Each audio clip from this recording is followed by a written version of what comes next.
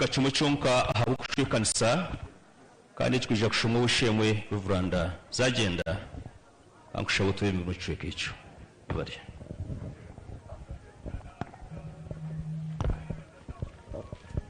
cheka icyatoranwa somwa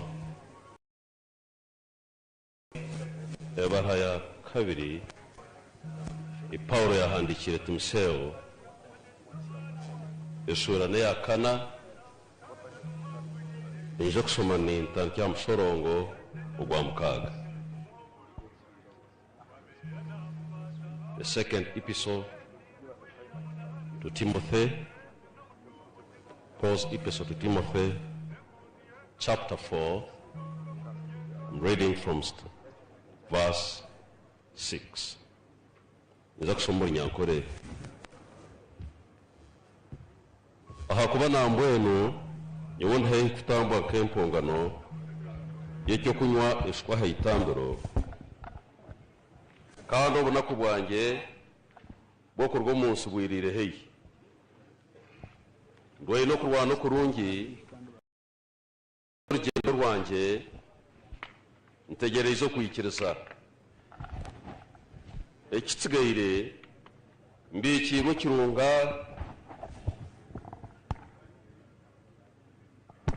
ecyo kushira ekimukama mutwe manja ushirira rimpa aha kirekyo kandi tinyenyenka kwerekana bona abakunda kugaruka kwe esheka anho cyagarikira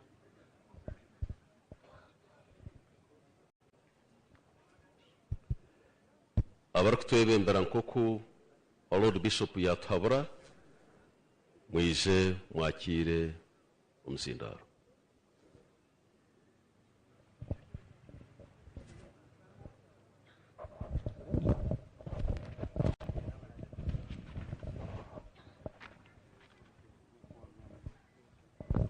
Ruhanga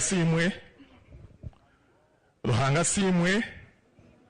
God is good and all the time. No time wasting. We are going to begin with laying of the wreaths, and we'll begin with the widow, Honorable Naomi Kabashaura. DJ, give us some right background music. DJ, twaza kutamka nebu muri. Gunomchala Naomi, Honorable Naomi Kabashaura nkomjenzi.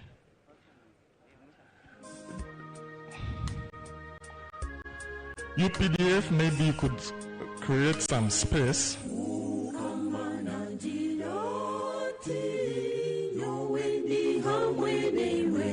Ayuna Sibriva, Honorable Naomi Kabashaura will continue to pray for you. Next is the children. Tukundane, Arnold and Winnie, Albert, Carlton. I have a co-MC, so if there are any messages, please give them to the co-MC. Abana Tabani, Namkamwana, Tukundane, Arnold, Winnie, Albert, na Carlton. Followed by the Enoka and Manjeri, Kazoora.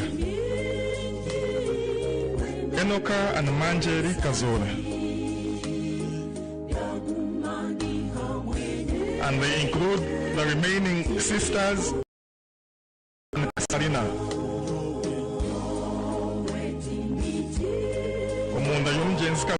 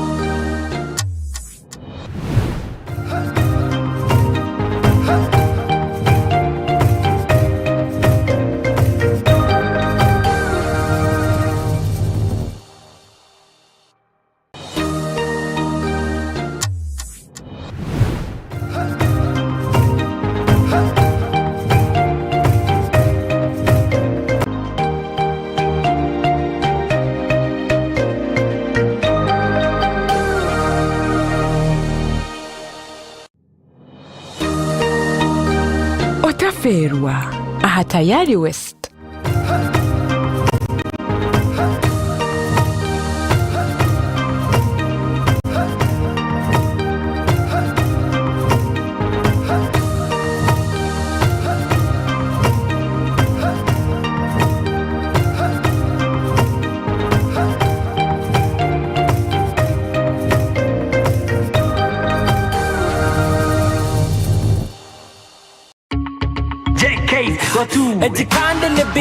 Ukurikirize Truth 256 live in concert.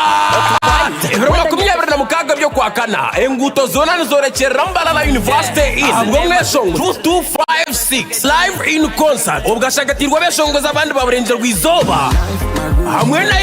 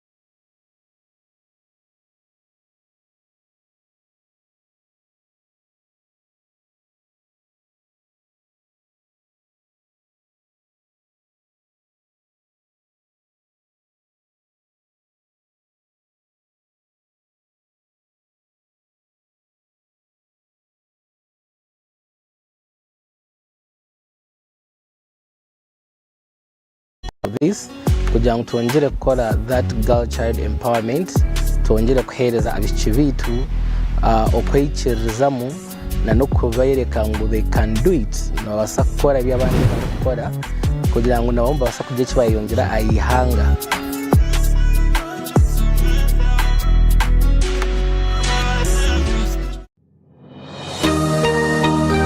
Otaferwa aha tayari West. Izina ryanje nibanyita Mushemeza Elijah Dickens, ndiyo mukugu aha byentasya na nebyentunguka na nebyo butegeki, kandi ndi member wa parliamenta abwishaza ebyashema eyamashuma ebakweta Shema County South. Nija kuba nimbasiyo program burusande kurga shayi 10 ki11 program eji ntuje tortindo tuje kuba ntureba orutindo ryagati ebyentasya na nebyo butegeki. Ebyetasya nibireta bita obutegeki burungi, kandi obutegeki burungi nubaso butakugunjura ebyentasya. Bwene program ejo ndija kuba nihurikizo bw'abantu bingi munonga. So program y'orutindo abantu mwena nyenda mugihurukirize twetegereze entasi y'ihanga ukwiye kubasa kureta ubwiga umaka g'abantu entunguka y'ihanga ryona.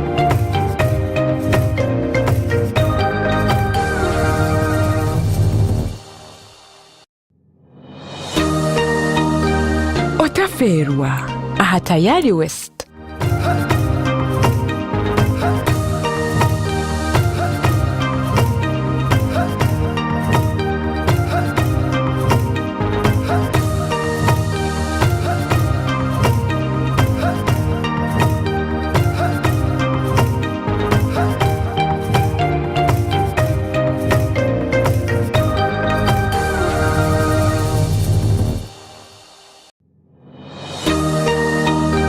Otaferwa aha tayari West.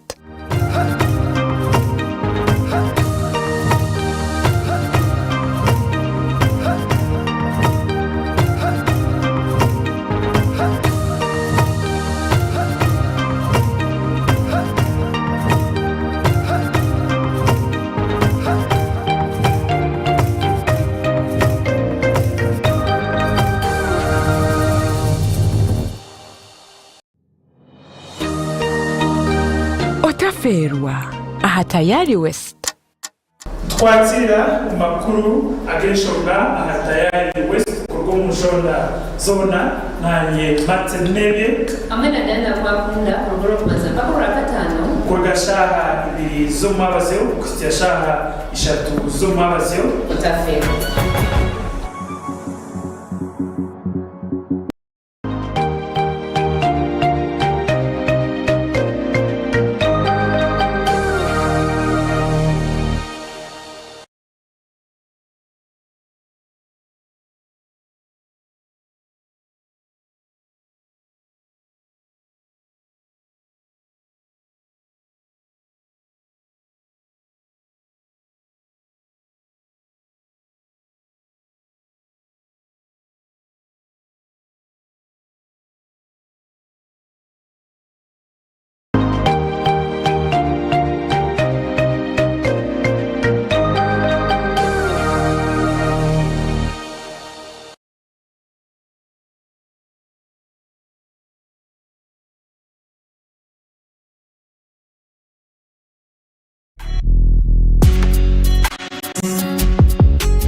amazina ni Paul Kutamba ninkora highway point ka manager w'umwanyogo ndi umwe aba organizers ba the face of Greater Bushenyi. Beri izoba tuiza kureba bishi abakubasa abishya bamagezi abishya abo bongo abishya bengoga abarize kuterana n'abandi ba district zindi zona ibiro bishatu ari kituzi tukore finals so abantu babona mu district takagiremo ntuba yanarangiriza ngo abantu bije abishibize bihandikize gusa abantu bandike twaturiyo tubahandike barebe ko nabo bayitaba umuke ya the face of Greater Bushenyi.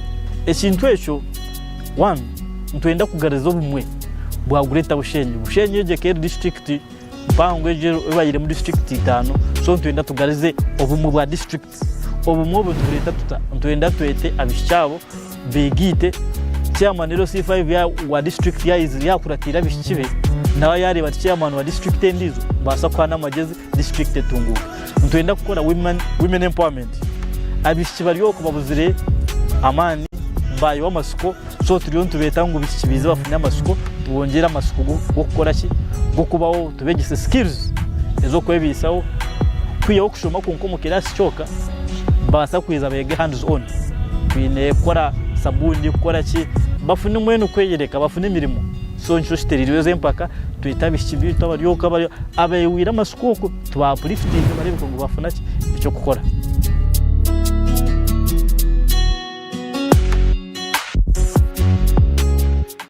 Introducing Wanda's multi-purpose disinfectant, your ultimate defense against harmful bugs and germs. With just a few sprays, you can quickly disinfect your toilet, bathroom, urinal, dustbin, kitchen counter, tables, farm tools, children's toys, you name it. Keep your loved ones protected. Choose cleanliness. Choose protection. Choose Wanda's. Always wonderful. AZAM TV banna mu byokunyumirwa okulaba TV bongedde ebirungo mu mpeereza yaabwe nate.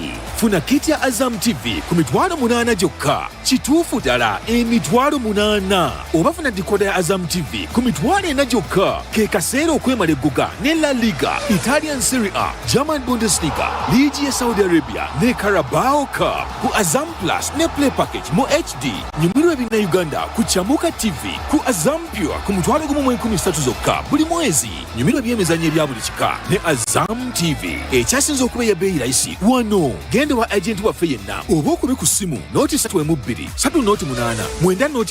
omanye ebisingawo. AZAM TV, entertainment for everybody.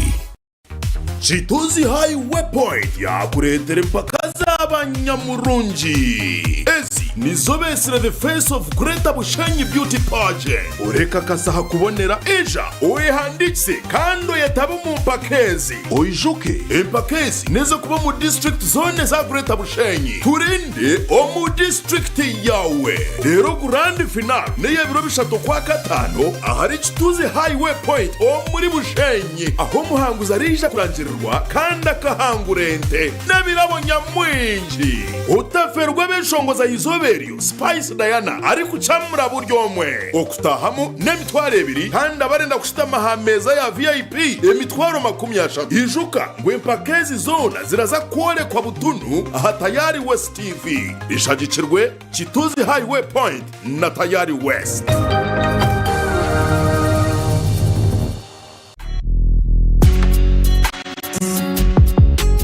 Amazina ni Paul Kutamba, ninkora Highway Point ka manager w'umwanyogo. Ndi umwe aba organizers ba the face of Greater Bushenyi. Beri izoba tuiza kureba bishi abakubasa, abisha b'amagezi, abisha abobongo, abisha b'engoga, abarize mpaka hemuka FDC niwe gwe sokori wa FDC okalugayo bantu mu FDC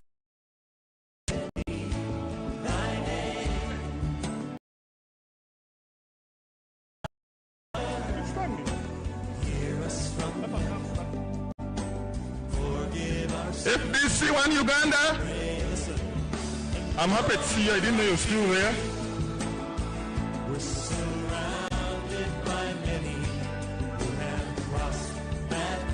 Next is Alliance for National Transformation, led by Major General Mujisha Muntu.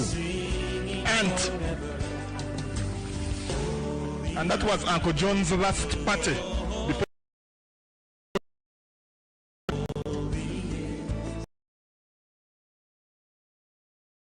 Kota Lokazom and led by Major General Mungaro. That was Uncle John's last party.